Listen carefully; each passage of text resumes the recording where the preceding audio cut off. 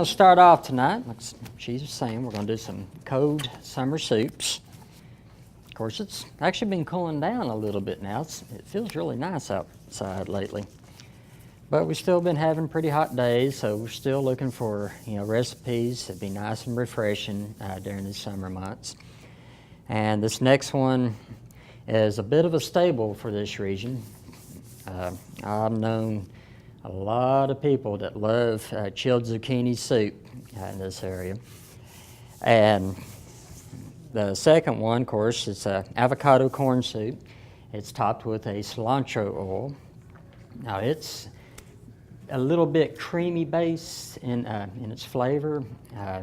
It's actually good to stand alone as an entree, whereas the other two items you can either have it as a side item or have it as an entree, where they're light enough.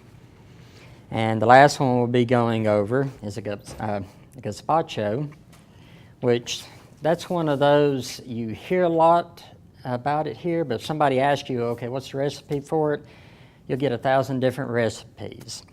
There's really no set tradition for it outside of raw vegetables and a tomato base.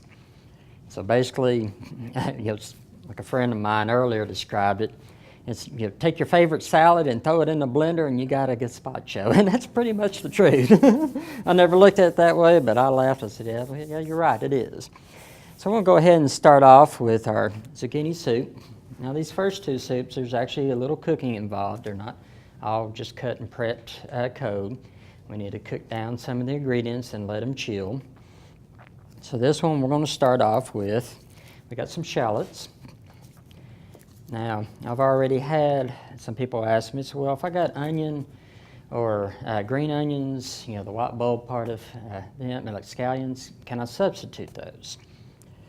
You could if you tend to lean towards more aggressive onion flavor, but for this recipe, I believe it's better to go ahead and stick with the shallots. The shallots, they're a bit milder in flavor. Even when you're prepping these, you can tell in the smell that they are a lot milder than a traditional onion, or even the garlic, which is all the same family, or the green onion. But if you do want to try to switch out, say if you have some green onion or you have white onions and stuff that you just want to get rid of and you want to use them up in this recipe, cut them out by half. Where this calls for 1/4 pound, I go with 1/8 of a pound of one of the white onions if you wanted to try it that way. Okay, so we're going to go ahead and cut these up right quick. And these are just like any other onion. They are layered bulbs. So when you cut these, sometimes it helps just to cut a little slit in there. And you just peel that outer layer off, like so.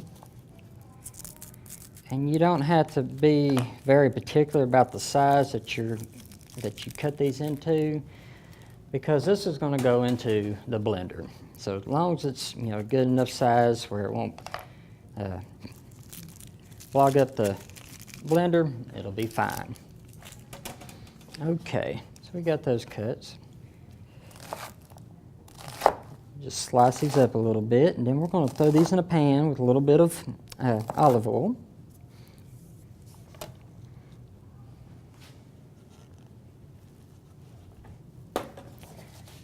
Let those kind of soften up a little bit. And where they have a mild flavor now, as you saute them, a lot of that acidic acid juice comes out. It'll soften it up, and the flavor will become sweeter.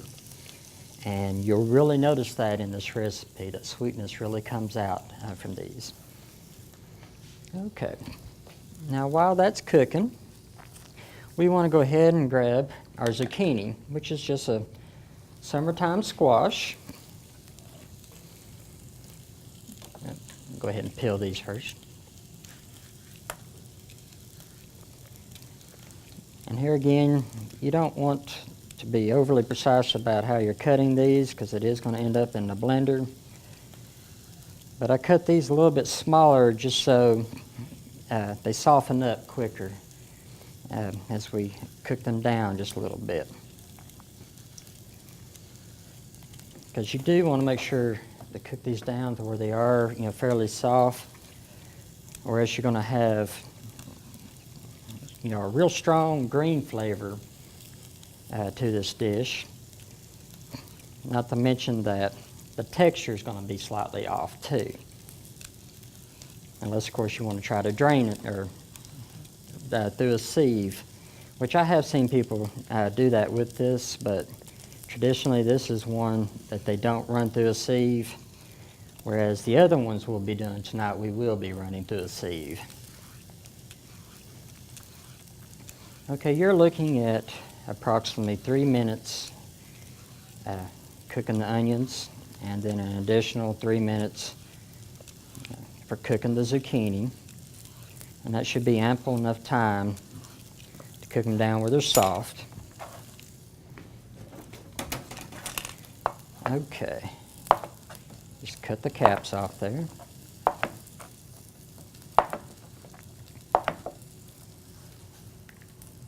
Now I'm just going to cut all these in half.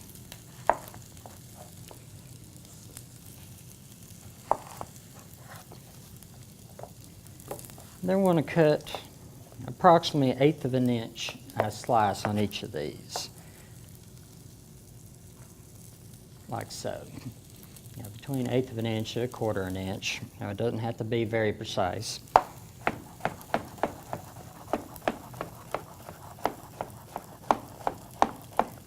Okay, just go ahead and throw those in there.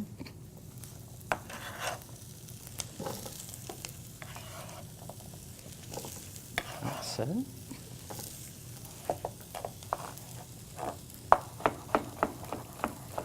And you can tell by the aroma of it cooking with shallots too, the difference between that and a white onion. When you saute the white onions, you can actually smell just how stout they can be.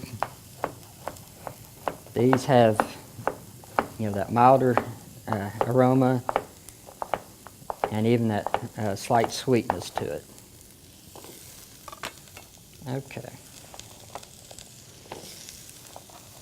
All you gotta do is let that cook down for about 3 to 5 minutes on a medium high.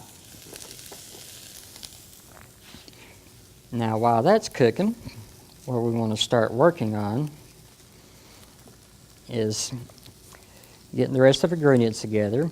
So we're going to take a lemon zest,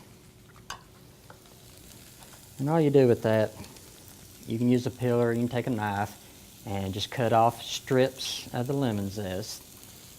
And you're looking at approximately about a 2 inch by 1 inch, which I had a smaller lemon, so I cut 4 instead of the 2.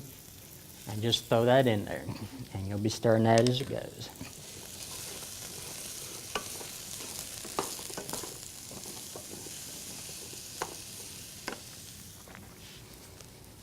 Okay, I'm going to take a garlic clove.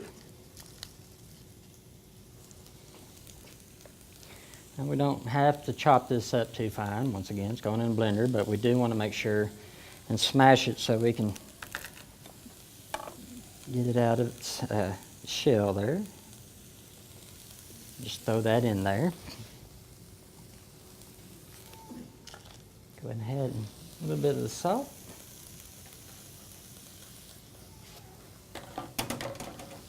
And pepper.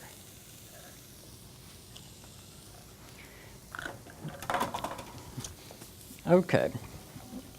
Now next thing we're going to be adding to it, we've got 1 3/4 cup of our chicken broth. Now I use the reduced sodium.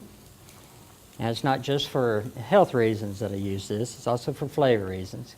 Because you don't want to add too much salt to this, because it would really overpower that.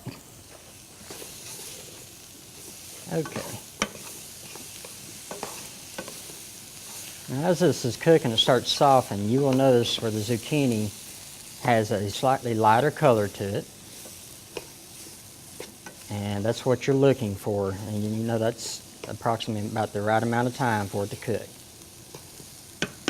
So we'll go ahead and start adding our liquid ingredients.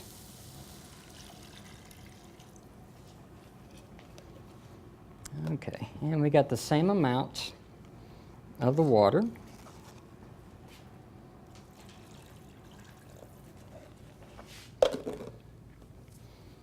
Okay, and you want to let this cook and just simmer for about 3 to 4 minutes.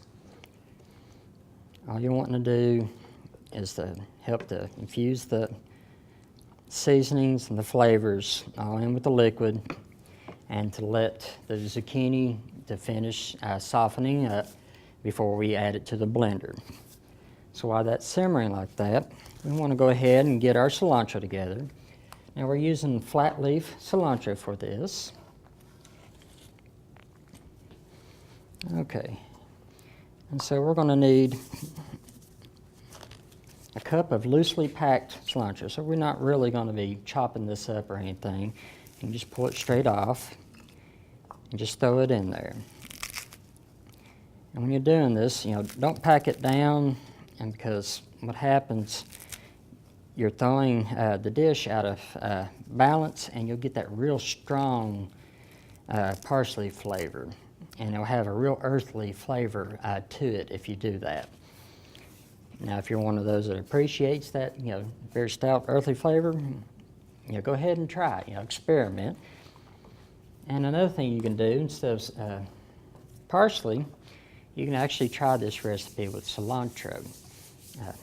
I actually mix a little half and half parsley, half cilantro, and it works really well with this. Okay, now we're going to need to chop up a tablespoon of dill. Now we're using fresh dill. If you have dry dill already in your cabinets, instead of a tablespoon, go ahead and just use a teaspoon of it. And that would be the same amount for the flavor and everything.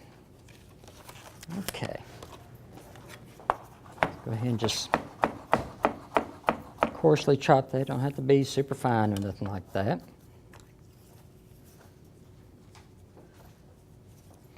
I just go ahead and just throw it in there with the parsley. It's all getting ready to go into the blender. Okay.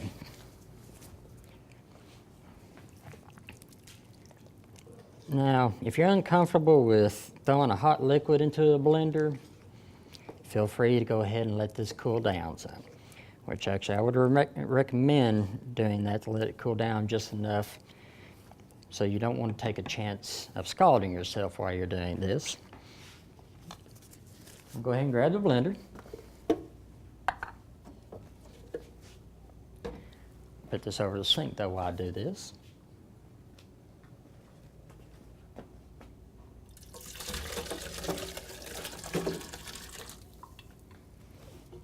Okay, like so.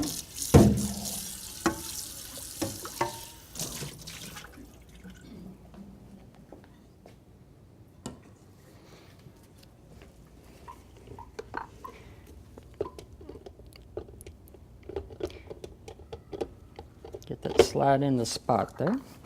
Now we're going to take our parsley and our dill. Just throw right on top there. We want to start off on a low speed, so that way you don't bog the motor down. Done that before too, have you? I've done that to a few of them actually, so. Just chopped enough where you can see that it's in small pieces, which only takes a few seconds for this, because where you cook that down and it softens it up, it makes it fairly easy to blend in this. So go ahead and turn on high. And you're looking at roughly 10 seconds now for blending this, depending on how good of a blender you have, speed. Okay. Now, for this one, you want a metal bowl, which we're kind of cheating because I've already had some that cooled down. But you want to set it into an ice bath. And what you want to do is set it down in there and just periodically stir it, make sure it's cooling down, fairly even. And roughly 2 hours, what you're looking at that, and then another hour to 2 hours in the refrigerator for the final cooling. So this is a dish that you can actually set in the night before and just let it cool overnight if you want to, and it'll be ready and served the next day. But if it's the same day, you definitely want to put it through an ice bath and let it cool down properly, and slowly stir it and everything before you start prepping it. Now, one of the things we do for prepping this, it adds buttermilk. Now, I use whole buttermilk, gives it a richer, fuller flavor. But if you prefer a 2% or a fat-free buttermilk, actually goes really well with this too, and it's a healthier choice for some people. So feel free to experiment with the flavors on that.